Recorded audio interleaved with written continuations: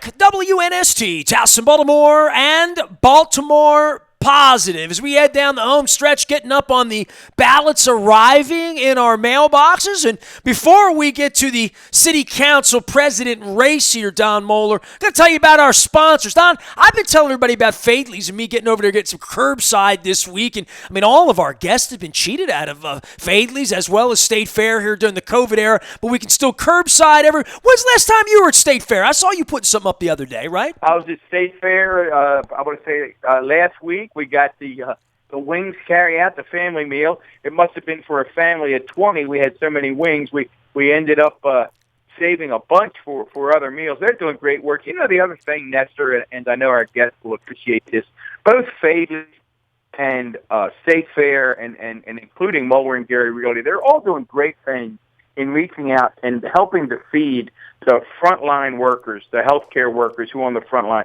Faidley's has been working to do that. State Fair is doing it. Moeller and Gary's involved in the outreach doing it. So really proud of our sponsors for doing that. And then all day today, as we've been doing shows, you've been killing me talking about our new ice cream sponsor. And I bet our guest is familiar with our ice cream. Carl, they've been killing me talking about ice cream all day long. I got Taharka here, Carl Stokes. What do you think of that, man? A little made in Baltimore, just like all of us, right? Yes, yeah, I like that. Absolutely. Yep, and I yum, yum, yum. Oh, my goodness. He's going through all these flavors. I told him, Carl, he was causing a havoc on the highways. The cars were running into each other as they were looking at their phones, trying to figure out where they could pull off and get some Taharka. Well, all this campaign is costing me weight. I'm gaining weight right now, Carl. So you're gaining weight. Oh, boy. To everybody tuning in, we have a former city council member, Carl Stokes, a longtime figure in Baltimore City in a number of areas, certainly in the political world, well known to folks throughout the region. And at this time in his life, Carl Stokes wants to be president of the Baltimore City Council. So, Carl, welcome to Baltimore Positive. Oh, I'm glad to be here with you and Nestor. You two guys, a long time. We've all been here a long time, thank God. Nestor got in trouble this morning, Carl. He said to the Baltimore County Police Chief, he called her an old-timer. She put him in his case. She wasn't quite ready to be put in. I've known her for 25 years. I'm allowed to call us both old-timers at this point, you know? Well, I was just talking to one of my friends and your friends earlier, Mark Steiner, and I said, he says, the Sun paper likes to give your age, Carl. I said, yeah, I don't know why. I'm the baby in the group. Look, there's Bernie, there's Biden, there's Trump. He says, and there's me. I said, and there's you. I'm the baby here. What you guys? You're the kid. Well, listen, Carl, catch us up. We're in the home stretch here. Recently, there was the latest poll on the city council president's race. The way I read that poll is that anybody can win. That there's That's three true. of you that there's three of you that can win this thing. You, either one of your opponents. So I always start with number one: why do you want to be city council president? And then number two, can you be elected? Can you win this thing? So why do you want to do it? Can you win? I'll take them both. One is I want to be the city council president because our city is in need of some stability, some strength. You know, our city is, look, I love the city. I'm born here. You guys are. I've been here my entire life, and God willing, I'll leave from here. And so I just feel very strongly at this point in the city's life, this is probably the most critical election we've had in, I think, 2 generations, really. I don't think since the first mayoral election of William Donald Schaefer has this been so critical to our city. And I just see the last few years we've had corruption, we've had incompetence. Right now crime is eating up our neighborhoods. Crime is eating up City Hall. You're running from the criminals in the neighborhood. You run smack dab into the criminals down on Holiday Street. And it's a mess. I mean, and I don't like talking badly about my city. I don't at all. But guys, look, 10 years ago, I came back to the city council after leaving for 15 years. I thought I was leaving City Hall again a few years ago. But, when I came back 10 years ago, I said, hey, nobody. We're not auditing the books. I found that we hadn't audited the city books in 30-plus years. 30-plus years. How does that happen? I mean, like, I want to ask you as someone who has served in government, and look, Don and I, when I was a crazy sports talk guy, I was the guy that would go on the radio and say, all those criminals in government. And Mueller would call me and say, oh, whoa. Don't because you saw some guy in Chicago getting arrested or you read about Agnew 100 years ago or whatever, thinking everybody's a criminal. It doesn't work that way. Right. And he preached this to me for a long time. And, you know, we've seen Sheila's transgressions, certainly Catherine Pugh in recent times. How do we go as with all of the people serving? How is there not a check and balance that for 30 years that could be possible? But then again, we're 3 years and however far into a president, we haven't seen his tax returns either, and I'm still scratching my head about that. But on a local level, I figured there would be enough watchdogging around that at some point, someone would be keeping an eye on what's going on so that we wouldn't be in these kind of straits. You would hope, Nestor, but people have gotten lazy and they're incompetent. You know, people say to me, and most of the people I know are honest, have integrity, are straightforward. So I don't want to tilt that wheel too far to any side, because most of them are, just like cops. Most cops are fantastic men and women and are serving right. But I'm going to even say something about that. Then I'll come back to what you say. Here's what Miss Jackson, who lives next door to me, say. And I'm making up Miss Jackson's name. But Miss Jackson says to me, Carl, councilman, whatever she calls me, she says, I know a lot of great cops. I know them. I talk to them. They come in. I serve them something to eat. I give them something to drink. I know them. I've known most of them since they've been here. She said, but Carl, I know some hell of a bad cops. And here's what I'm thinking, Carl. If the good cops don't turn into bad cops, aren't they all bad? And I said, Miss Jackson, I'm going to walk away now, because you know what Miss Jackson is saying. And Miss Jackson's point is that if we, who are the so-called good politicians and the good cops, allow the lazy, bad cops, politicians, to get away with crap, aren't we just as responsible? And guys, I'm telling you, that's what has happened to our city government. Well, Carl, I've got to jump in, because boy, are you singing my tune, and I want to address it a little bit, because Nestor talks about the conversations we've had. I think it's why people like you and me and others who have been in office, who have served, right, why we get so angry when Catherine Pugh just blatantly violates the law and the public trust. It's why I got so angry a few weeks ago when some senators appeared to dump millions of dollars worth of stock based on some insider information that they got that the public didn't have. Because I think what happens is people like Mrs. Jackson and people like Nestor Aparicio over the years say, see, they're all like that. And you and I know they are not all like that. They're not. The but is that why won't you say something to your buddy that you work with? Why won't you say something to your supervisors?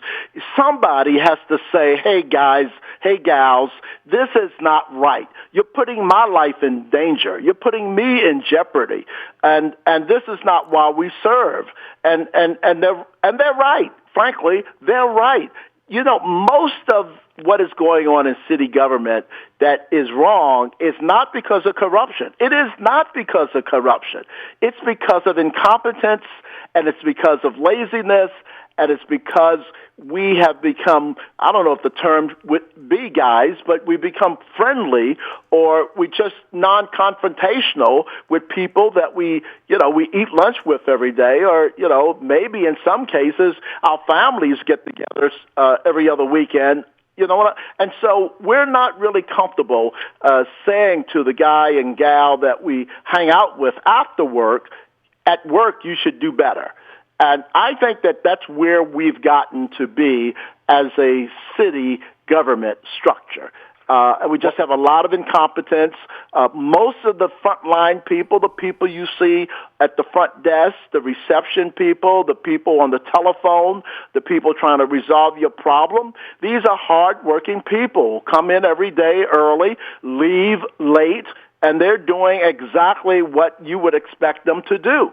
But there are always some sloths, some people who just won't do what they're supposed to do, and somebody has to keep them in check. Now, truthfully, it's not necessarily the average officer on duty or the desk clerk next door to keep them in check. There has to be a supervisory, a management. There has to be an evaluation system that checks and balances that. And I was screaming at my colleagues 10 years ago that we need to have performance audits and we need to have financial audits. And my colleagues, including Nick Mosby, who was in office with me in the city council at the time, voted against audits and said, we don't want audits. We don't need audits. They cost us too much. I said, you crazy? He says, we can't afford to do audits. I said, we haven't done an audit in 30 years. And how would we know what we're missing? Listen, we got a new person, Inspector General downtown, who's doing a bang-up job. 2 weeks ago, she discovered that one of the clerks had $50,000 of uncashed checks in her desk drawer. Now, the woman that they found them, she wasn't going to cash the checks or spend the checks. She just was taking checks over the counter from people paying their water bill and sticking it in the drawer and never depositing the checks. Now, it maybe 50,000 doesn't sound like a lot. It sounds like a lot to me, I'll tell you that. You're trying to make Nestor's head explode, Carl. Those are the stories that makes Nestor's head explode. Carl, I mean, you've run for mayor. You've been a part of this thing, and now you're trying to win this city council presidency. For everyone out there that's been asking for these things, Don, a year and a half ago, we started this thing, said the next mayor, he used the word hatred. We don't use that word for much, but a hatred of incompetence. Like, the next mayor has to find incompetence to be completely unacceptable. Completely. And, of course, I'm not running for mayor this year. I have before. People said not you, Carl, but I'm okay with that. But I have this love for public service, and I think it. Well, I know where it came from, and I don't want to get into all of that. But it came from my parents. It came from my good. That's what we do here, by the way. No, that's what we do here. We get into it. Talk about where you love. Yeah, well, my parents and my school, the priest and the nuns. And I just saw the sacrifices that the nuns and my church clergy, the priest. I was good Catholic altar boy at St. Francis Xavier in East Baltimore. And then of course I went to this nice Jesuit high school, and so I saw the sacrifices, particularly that the nuns made back in the day, and I just saw that they did these things without real compensation at all, and the same with the priests. They lived next door. They drove the smallest cars. And they were always there for people, no matter what time of day or night. And I just was taught over and over in terms of my, and again, I don't want to go too far with this, but in terms of my religious training and my home training, I was just taught that service, you can't do anything better than to be of service to other people. And that's that Jesuit men for others thing coming out in you, Carl. Yeah, a man for others. You know what we learned, Don. And so I just have been taught that, and I've always felt that the measure of me is how much I can give back. And I don't have a halo on my head either. I'm as imperfect as the next man or woman. I'm as imperfect. But I've always felt that if I couldn't do something for others, that my life didn't really feel complete. And so I've had that urge to do. And now, even today, when I see Mrs. Jackson or any of the people in my neighborhood or your neighborhood who is just getting half there are people making a great deal of profit off the taxpayers of Baltimore City. And it's not a black issue, white issue, brown issue. There's a 1% group of people who just care about themselves, and they'll I'm going to use a term I'd never learned in Catholic school, but they will screw anybody, black, white, or indifferent, because they're taking care of themselves, period. That's it. They want to take care of themselves. And Mrs. Jackson is having trouble paying this water bill that keeps going up and keeps going up by 10% every year. And just think about that, 10% every year. And we've already got 3 years of 30% increase already on the books. So they'll be increased another 30% over the next 3 years. That's already law. And so Ms. Jackson can hardly pay the water bill. Meanwhile, we're giving these guys in the Harbor East and other places, we're giving them 25 years of no property tax. 25 years, no property tax. They don't have to pay any property tax. We've already given them money to build and develop a land that is some of the most profitable land in the country. Not just in Maryland. Anyway, I know I'm going off on a tangent, but I'm saying all of these things combined just the reason I'm running because it's enough. It's enough. Well, your passion clearly comes through. Let's and again, we're talking with former Baltimore City Councilman Carl Stokes, wants to be City Council President. Very, very competitive race. June 2nd. Please vote. Your ballots are out there. Nestor and I always say, Nestor, what is it? Democracy is not a spectator sport. That's why we're in here, Carl. No, it's not a spectator sport. So get involved. So, Carl, let's talk about some of the specific issues related to City Council President. Right now, there's a tussle between the council and the mayor over some legislation that would have made it easier for the City Council to override mayoral vetoes.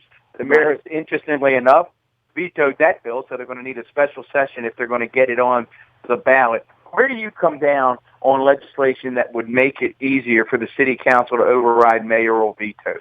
Well, I would like to see a better balance than we currently have. As you know, we probably in Baltimore have the greatest mayoral amount of power vested in the mayor than any other city in the United States. I'm not making that up. We are either the only city with as much power vested in our mayor, or maybe there's one or two others, but we're pretty much it.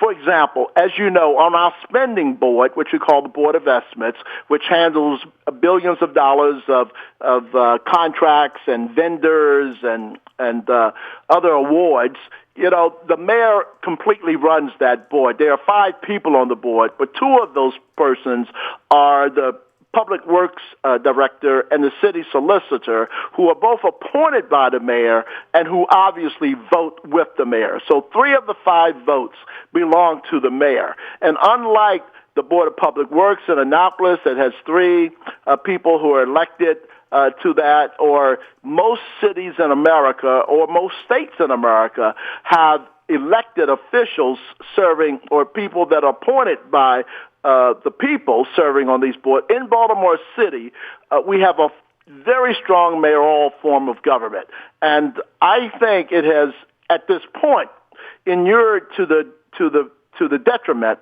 of the average and the citizen. So people elect people to the city council as they elect mayors, but they elect to the city council, and the will of the council, which is supposed to be a balance an counterbalance to the mayor, their will is often subjugated to the will of the mayor, and they're not equal branches.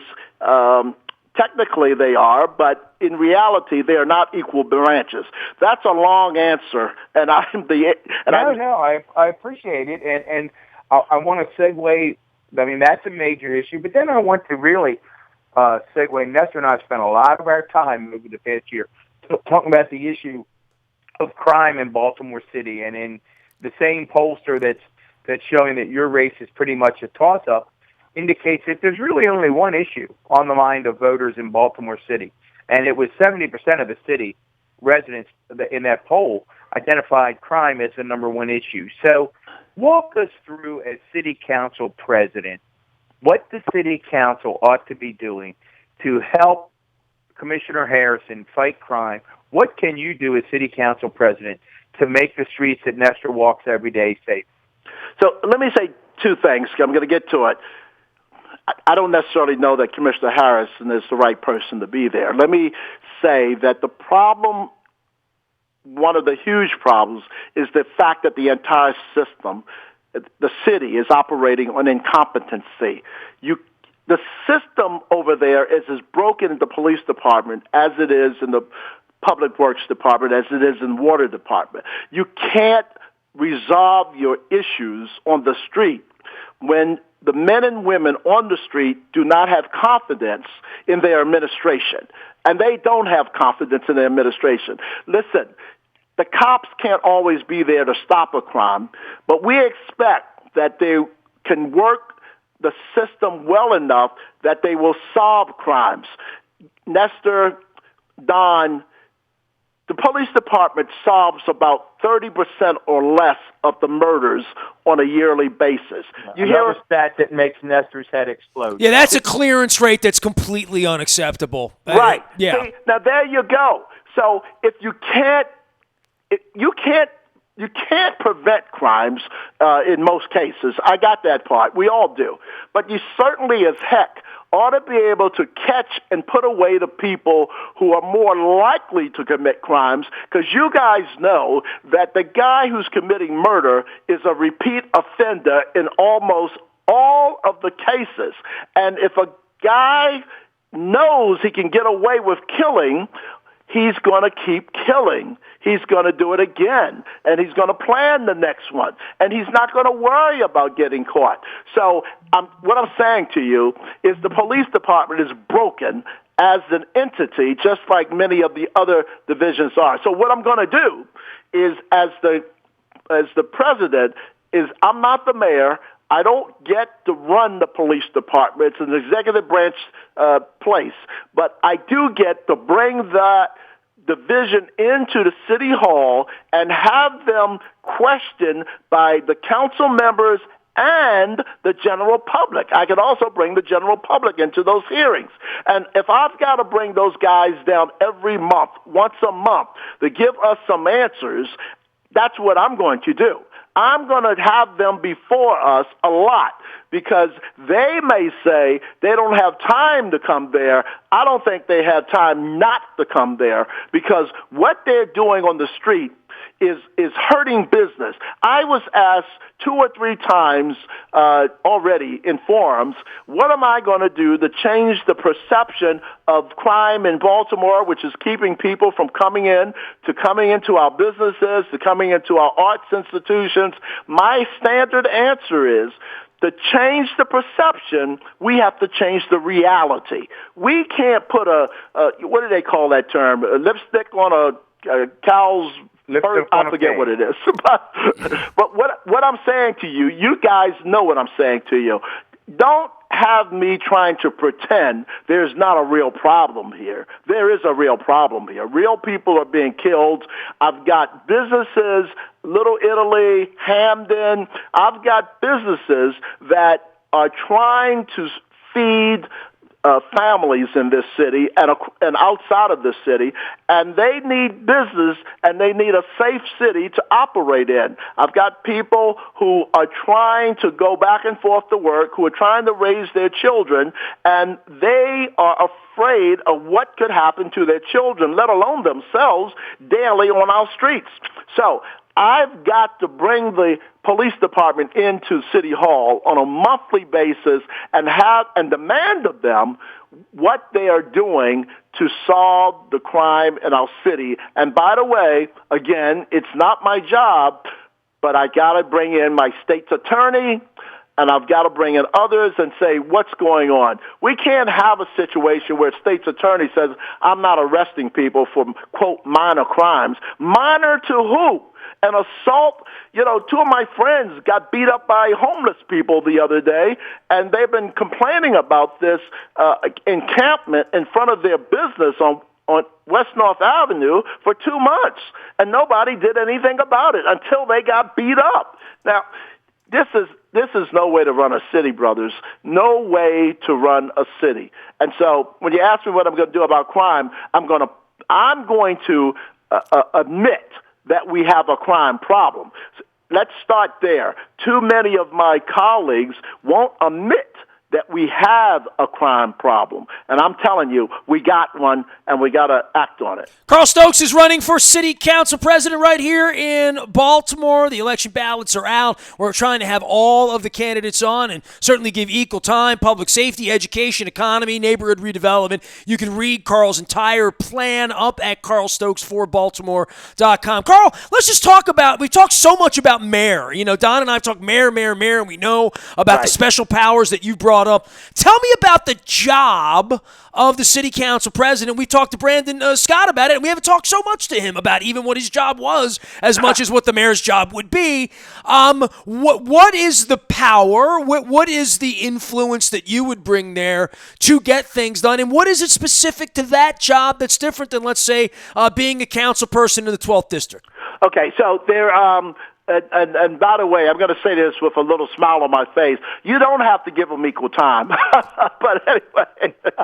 I do anyway, because it's the way I was raised. I like the You don't have to be fair in everything, Dexter. But anyway. I might run for office, Carl. You never know, right? You know? Right. The council president's job is twofold. One, he's the facilitator of the council meetings, and he is the person, or she is the person, who decides who chairs the committees, and that's the big part of one piece of the. So I want to say that the president is not the boss of the city council members.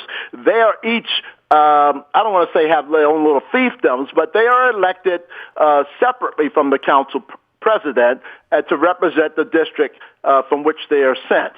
So he's not their boss, but he does keep the order and the protocols of the council and the council itself, the business running well. But I think at this point in time, the bigger job, and this is the second job that the president has, is the chair of the Board of Estimates. This is where all of the Baltimore City taxpayer money and other monies that come into the city are then dispersed for contracts, for vending, for any payments that the city incurs. So, and that's the place where I think we have to go from a 5-member board to a 3-member board, so that there's equal power on that Board of Estimates, and that the mayor does not have his or her way with the monies of the taxpayer. And so I think that that's the most important place, to chair the Board of Estimates and make sure make sure that the money is being spent well, and that there is accountability for the money that goes forward, and even after the money and the contract is signed, to make sure that the contract has been done well and that the money has been well spent. We are on the line with Carl Stokes. He is running for city council president. Just for everyone out there, talk a little bit about your mayor run and what you've learned in running for office here, as we're going to get this ballot with all these names for mayor, all these names for city council president, amongst other things, including presidential primary. We'll get around to November when we get there. But for now, and what's out in our mailboxes, some thoughts about the future of this city and why you're taking this on instead of running for mayor one more time.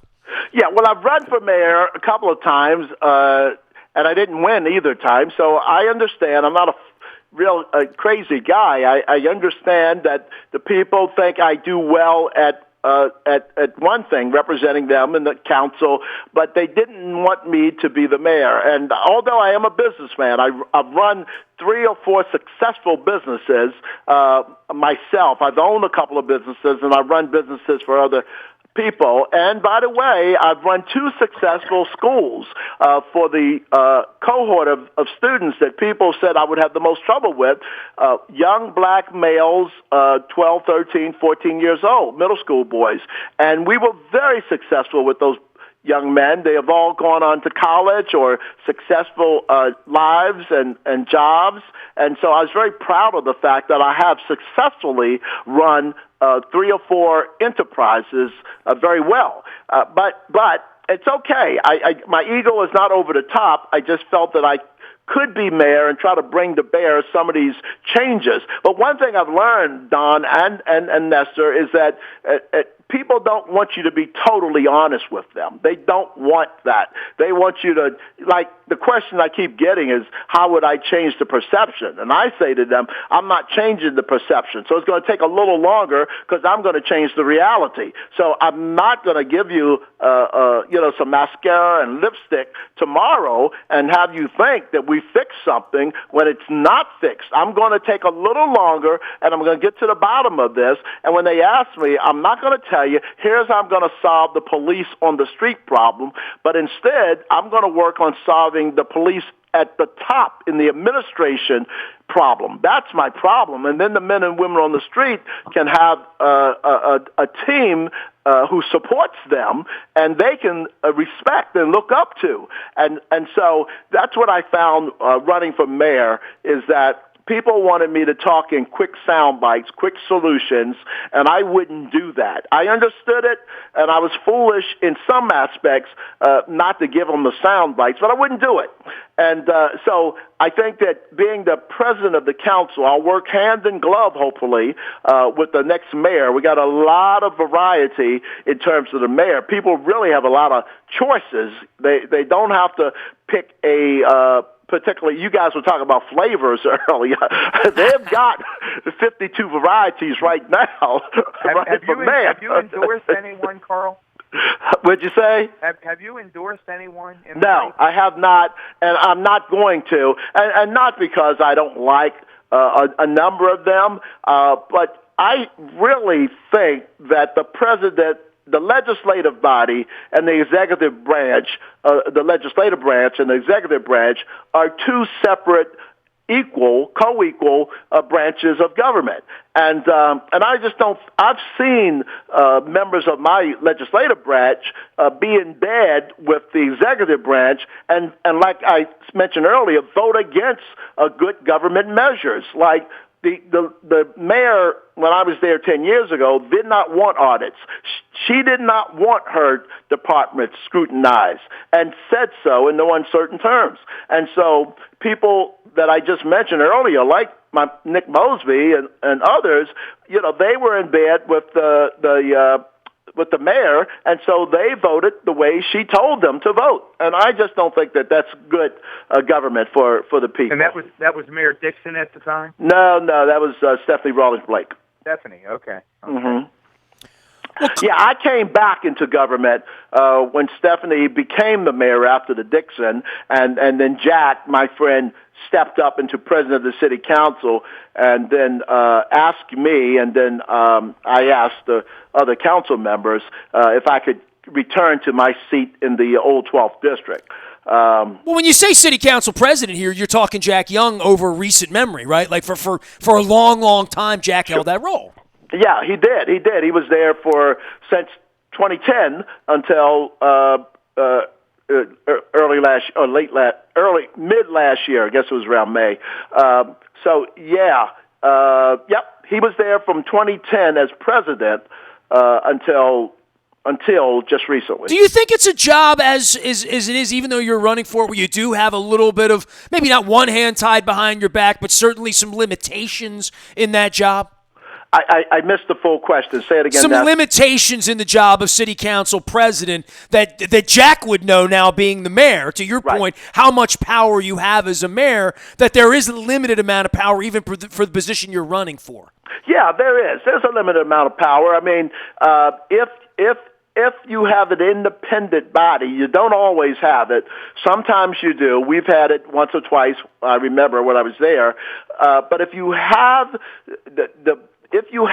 the council acting as an independent body, you always have enough votes to stop mayoral initiatives, and you have enough votes to override the mayor's veto. And you can force the mayor to have to work with you to modify their stances or to change their stances or to support legislation that you want to see come through, meaning the body that is the council. So there is a limited amount of power, but part of that power is let us say, herding the cats that are the council. So if the president and the council works together, it has a great deal of power. It has power not quite equal to the mayor, because the mayor controls that budget presently with the three of the five members on the Board of Estimates, but the council can have a co-equal power in many legislative issues. Well, I know we have to let you get out of here, but before we do, we'd be remiss if we didn't say, how worried are you about Baltimore City and its ability to deal with the fiscal crisis that every local government in the nation is about to face as a result of declining revenues related to COVID and small business failures? And if you are worried, what do you see yourself doing about it if elected? Well, I am worried about it. I'm not worried about the people of the city, though. I think the people of the city are the best, and I don't just say that to pander. I think the people of Baltimore, you guys have been around here, we are the best. I mean, we help each other out. We got a lot of spirit, a lot of heart. We're just great fighters. I mean, we are underdogs from the day one. We're blue collar. I don't care where we are. I don't care what towers we're working in. Even our guys and gals downtown, they're blue collar people. And so, but I do believe that we're going to need help from the federal government to get through this. Look, when Wall Street was blowing up, Barack Obama and those men and women, they made sure Wall Street was covered. I'm just asking you guys to remember that. Wall Street and the banks, they kept saying they're too big to fail. From my street, they could have failed. I wouldn't have noticed them, right? And I understood that. So I'm not trying to be a smart, but I am saying that in the same way that they felt Wall Street was too big to fail and they took care of Wall Street, they've got to take care of the small businesses on 36th Street, in Little Italy, on Eastern Avenue, on Monument Street, on Pennsylvania Avenue.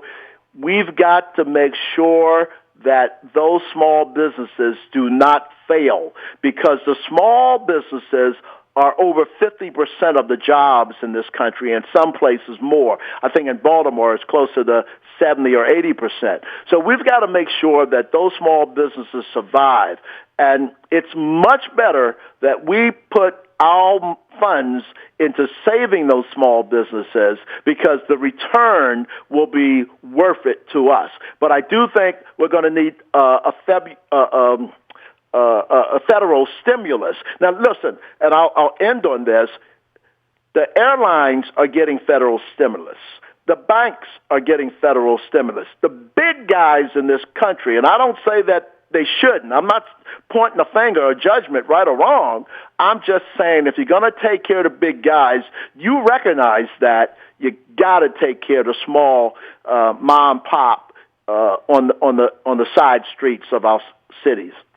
Well, as a small businessman, I know Nestor appreciates that. You're singing from the same hymnal there. Carl, I want to thank you for joining us. Anybody who steps up and runs for office, as Nestor knows, I have great admiration. You put yourself out there. You subject yourself to all kinds of criticism and scrutiny. So anytime you run, I say thank you. And you're in the home stretch, and we wish you well on June the 2nd. Thanks. And we can win this. 31% are undecided. And I'm going after that 31%. And everyone else, I'm going to try to change some minds. But, again, let me just tell you, you don't have to be fair. You don't have, but anyway. But I am, Carl. You'll find that out. Carl. We're going to give you one shot then before Nestor wraps us up. Give us the 30-second, Nestor likes to call it the elevator speech. Here it is for you. All of our listeners are going to be driving around and going to listen. Well, I got a ballot in the other room, and I'm undecided, Carl. Just literally. My wife and I are city voters. We are undecided. It's a fact. Nestor. And Nestor, let me tell you and your wife, 10 years ago, I was the guy who came back to City Hall and said, what the heck is going on? Why haven't we audited in 30 years? And I'm the guy who stood up in the halls of City Council and said, you know what? I'm going to fight with everybody here until we start auditing the books of this government and finding out where every dime of the city taxpayers' money is. And I'm the guy who stood up when we were giving away shovels and barrels of tens of millions, of hundreds of millions of dollars to a couple of big developers who said, you know what, I'm going to spend this taxpayer money. I'm not going to pay any taxes for 25 or 30 years. And I said, let's scrutinize all of this. I'm not against development. Let's build it, but let's scrutinize it. And let's make sure that small businessmen and women in Baltimore get a chance to be a part of that development. Let's make sure that people who need day jobs are first in line. The small contractors are first in line locally. I'm the guy who stood up for the taxpayer and the everyday man and woman in this city. And I'm telling you, the guys and gals I'm running against were not there. And if they were there, they were voting the other way. Carl, you got a lot of competition in this race. I got the ballot in the other room, and I tell you what, I do appreciate you taking 40 minutes out of your day educating our audience here at Baltimore Positive. As we set out to do this about 18 months ago, I, again, like Don, tip my cap to you as a citizen here who has ranted and raved at various points about my love for Baltimore as well as its issues. I appreciate you stepping up to the plate. Good luck to you next week, okay? Thank you. I appreciate what you guys are doing with its podcast and your love and dedication to the city and the region. I mean, when we say city, we all know that we're talking about the region. Everything that we love is right here, is right as a part of this region. Arts and culture. We don't have to build 6 symphony halls. We put it in Baltimore. People come here. We got the museums. We've got such great stuff. Anyway, so I want to thank you for all you've done to be loyal to your hometown. Well, I'll tell you what, you're speaking our language here. I appreciate that. Don, appreciate that as well. We appreciate all of our sponsors, including Fadley's, which I am officially out of macaroni and cheese. I woke up this morning, I had macaroni and cheese. End of the day, I don't have it anymore. I could blame my wife, but she ate it last night, so we're going to have to get some more Fadley's and get over to see Damien. Everyone, Fadley's is still there. They'll ship those crab cakes. They'll curbside the crab cakes for you if you call ahead. Stop downtown, quick and easy, back on the back side, on the back street side, as I stopped in earlier this week to do that. Don had them shipped over, and of course you can get over to State Fair as well. I got to get some chicken wings over there. I've been texting with Evan.